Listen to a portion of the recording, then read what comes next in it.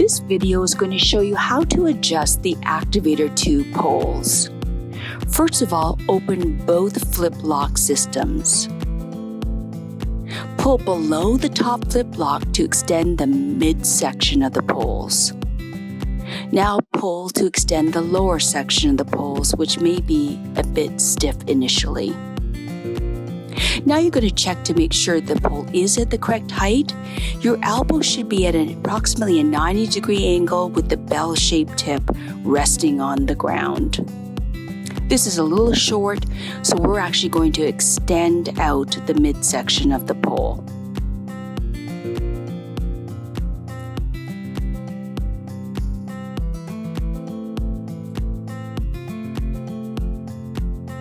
And now you can see that fits more closely to the elbow being at a 90-degree angle. Next, go to the midsection of the pole and find the holes labeled A and B.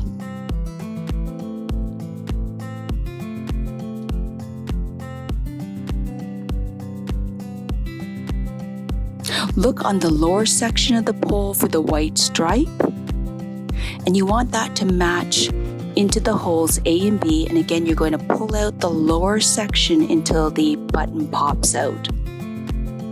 Make sure the button is firmly in place. Next we're going to go to the midsection of the pole. Again, look for that white stripe. You want it to match the holes 1 to 6 on the top section. You're going to pull on that midsection until the button pops out. Finally, you're just going to secure both flip lock systems and just confirm again that the pole is at the height where your elbow is at a 90-degree angle. Now we're going to show you how to collapse the Activator 2. First of all, open up both flip lock systems.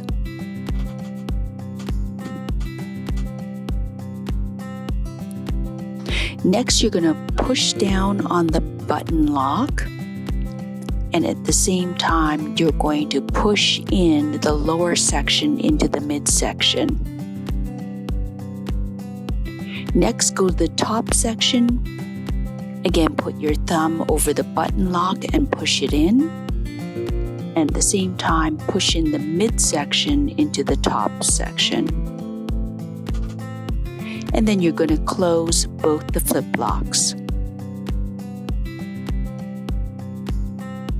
If you ever want to use the Carbide steel tip for hiking, snowshoeing, or winter conditions, just pull off the rubber tip and you'll see there's a Carbide steel tip underneath.